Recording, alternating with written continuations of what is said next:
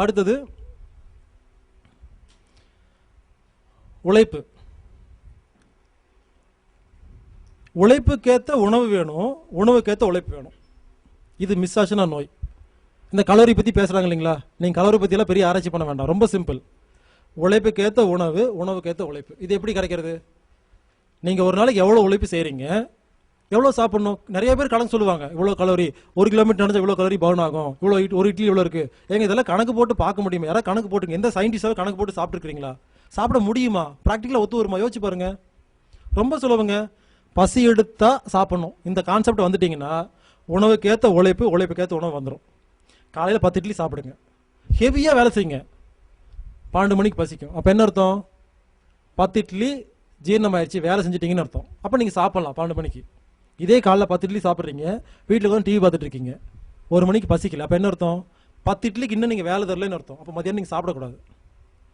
பசி எடுத்தால் சாப்பிடுவேங்கிற ஒரு சங்கல்பம் வச்சுக்கிட்டிங்கன்னா இந்த கலோரி பற்றி பார்க்க வேண்டாம், உணவுக்கேற்ற உழைப்பு, உழவுக்கேற்ற உழைப்பெல்லாம் பார்க்க வேண்டாம். உடம்பு கரெக்டாக இருக்கும், உங்களுக்கு அதிகமாகாது கம்மியாகாது. பசி எடுத்தால் தான் சாப்பிட்ணும். இந்த கான்செப்டை புரிஞ்சுக்கிட்டிங்கன்னா உணவுக்கேற்ற உழைப்பு, உழைப்புக்கேற்ற உணவு வந்துடும். ரெண்டாவது, நாம் செய்கிற ஒரு உழைப்பு மூலமாக தான் நம்ம உடம்புல உஷ்ணம் கிடைச்சிட்ருக்கு. இப்போ யாரும் உழைக்கிறது இல்லை, அப்போ உஷ்ணம் கிடைக்கிறது இல்லை.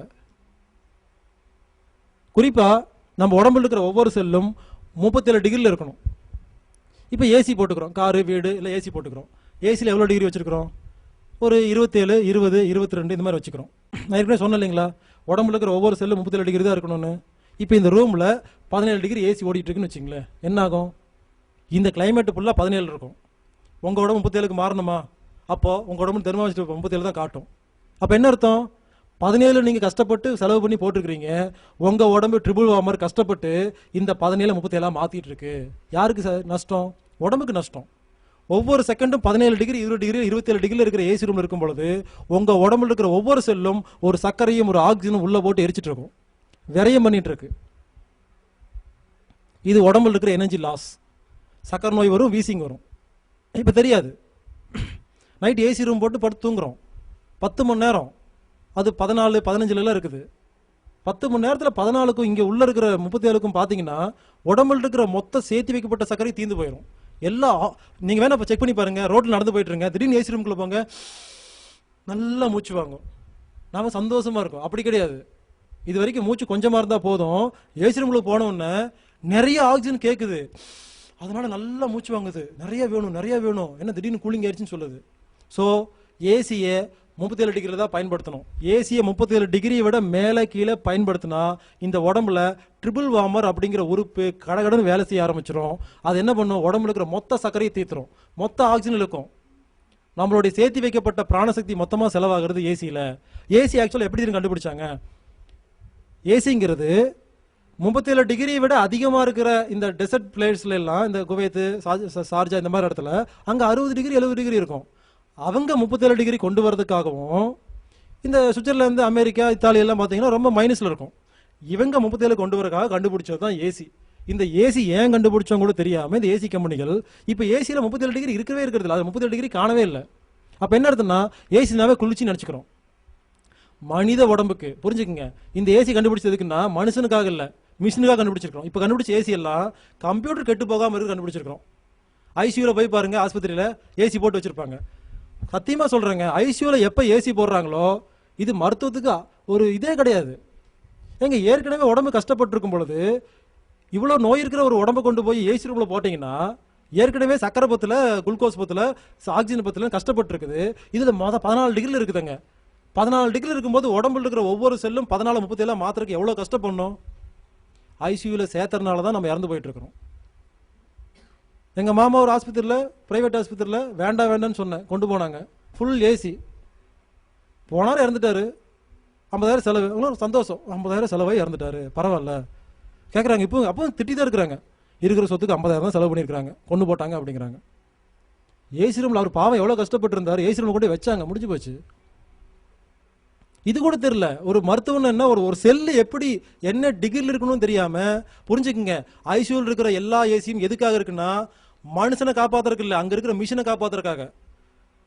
மனுஷனை காப்பாற்றணும்னா 37 டிகிரி தான் வைக்கணும். எங்க செல்ல 37 டிகிரி இருக்குங்கிறது எல்லாரும் எழுதி வச்சிருக்காங்க. நான் சொல்றது எல்லாமே நான் எதுவும் கண்டுபிடிக்கலைங்க. ஏற்கனவே எழுதி வச்சிருக்கிற அத்தனை சப்ஜெக்ட்டுக்கும் நடக்கிற மருத்துவத்துக்குள்ள வித்தியாசம் தான் நான் சொல்லிட்டு இருக்கிறேன். ஏசியை தயவு செய்து 37 டிகிரியில் வச்சு பாருங்க. 37 டிகிரியில் ஏசி அங்கே இருந்துச்சுன்னா உங்க உடம்புல இருக்கிற டிபிள் வாமருக்கு வேலை இல்லை. ஒரு சக்கரை செலவு இல்லை, ஒரு ஆக்சிஜன் செலவு இல்லை, ஆரோக்கியம் அதிகமாகும். செக் பண்ணி பாருங்க. தமிழ்நாட்டை பொறுத்த வரைக்கும் அப்ராக்சிமேட்டாக 37 35 தான் இருக்கும். டெய்லி டிவியில் பாருங்க 34 35 காட்டும். பரவாயில்ல, தமிழ்நாடு நம்ம மனித உடம்புக்கான ஒரு கிளைமேட் இருக்குங்க. இந்த மாதிரி எங்கெங்கெல்லாம் ஒரு 35லேருந்து 30 இருக்குதோ இந்த ஊர்ல எல்லாம் ஆரோக்கியம் இயற்கையாகவே கிடைக்கும். இதை விட்டுக்கு அதிகம் கம்மியாகும் பொழுது அங்கே இருக்கிறவங்க தான் ஏசி வச்சுக்கிட்டு அதிக இது பண்ணிட்டு இருக்கணும். அதனால எந்த ஊர் போனாலும் உங்க ரூம் டெம்பரேச்சரை 37 டிகிரிக்கு வச்சு பாருங்க. அவ்வளோ ஆரோக்கியம், எனர்ஜி, சக்தி கிடைக்கும். உடம்போட உழைப்பு வேஸ்ட் ஆகிறது இந்த ஏசினால தான். செக் பண்ணி பாருங்க, ஒரு நாள் இருந்து பாருங்க, அவ்வளோ தெம்பு கிடைக்கும். ஸோ உழைப்பு அப்படிங்கிற விஷயத்தில் என்னன்னா, உழைப்புக்கேற்ற உணவு, உணவுக்கேற்ற உழைப்பு வேணும். அது பசி எடுத்தா சாப்பிட்டா சரியா போயிடும், நமக்கு தெரியாது. நீங்க செக் பண்ணி பாருங்க, எந்த கலோரி பத்தி எதை பத்தி ஆராய்ச்சி பண்ணி பாருங்க, யாருனாலையும் சக்சஸ் பண்ணவே முடியாது. ஏங்க ஒரு இட்லியில எவ்வளவு கலோரின்னு எழுதி வச்சிருக்காங்களே, இந்த இட்லி எந்த மாவுல செஞ்சது யாராவது எழுதி வச்சாங்களா? நீங்க எவ்வளவு பெரிய இட்லி யாராவது எழுதி வச்சாங்களா? ஒரு இட்லியில் இவ்வளவு கலோரி இருக்கும், எங்க வீட்டில் இவ்வளவு பெரிய இட்லி சொல்லுவாங்க, உங்க வீட்டில் இவ்வளவு சொல்லுவாங்க. இதெல்லாம் எப்படி நீங்க ஒத்து வருங்களா? யோசிச்சு பாருங்க. சும்மா ஒரு அல்வாவில் இவ்வளவு கலோரி இருக்கு, அந்த அல்வா எவ்வளவு சைஸ் எழுதி வச்சாங்களா? புரியலையா? என்ன தப்பு நடந்துருக்குன்னு புரியலீங்களா? எல்லாமே தப்பா நடந்துட்டு இருக்கு. அதாவது எதையோ பேசி நோய் கிருமி பார்த்து பயப்பட வைக்கிறது, சாப்பாட்டை பார்த்து பயப்பட வைக்கிறது, கலோரி பார்த்து என்னமோ பேசி கடைசியா என்னமோ பேசி நம்மளை குழப்பி உண்மையான காரணம் என்னன்னு தெரியாமையே நம்மளை எதையோ பேசி குழப்பி யாரோ நம்மளை ஏமாத்தி கூட்டிட்டு போயிருக்குன்னு புரிஞ்சா போதுங்க. உழைப்புல ஏசி 37 டிகிரியில் இருக்கக்கூடாது. உணவுக்கேற்ற உழைப்பு, உழைப்புக்கேற்ற உணவு வேணும். இன்னொரு முக்கியமான விஷயம், நம்ம உடம்புல ரத்த ஓட்டம் போகுது, அதை இருதயம் தான் பம்ப் பண்ணுன்னு பார்த்து இல்லைங்களா? அதே மாதிரி லிம்பாட்டிக் சிஸ்டம்னு ஒரு சிஸ்டம் இருக்கு, அதுக்கு பேர் நிணநீர் சுரப்பின்னு பேர். ரத்தம் எப்படி ஓடிட்டு இருக்கோ அதே மாதிரி நம்ம உடம்புக்குள்ள நிணநீர் அப்படின்னு ஒன்று ஓடிட்டு இருக்கு, லிம்பாட்டிக் சிஸ்டம்னு பேரு. ரத்தம் என்ன வேலை பண்ணுதோ அதோட முக்கியமான வேலையை நிணநீர் பண்ணிட்டு இருக்கு. ஒரு ஆட்டோமேட்டிக் வாட்ச் கையில் கட்டியிருக்கீங்க, ஆட்டோமேட்டிக் வாட்ச் என்ன ஆகும்? கையில் கட்ட கட்ட ஓடும், தூக்கி கீழே வச்சிங்கன்னா நின்று போயிடும். அந்த மாதிரி ரத்தம் ஓடுறதுக்கு தான் இருதயம் பம்ப் பண்ணும்.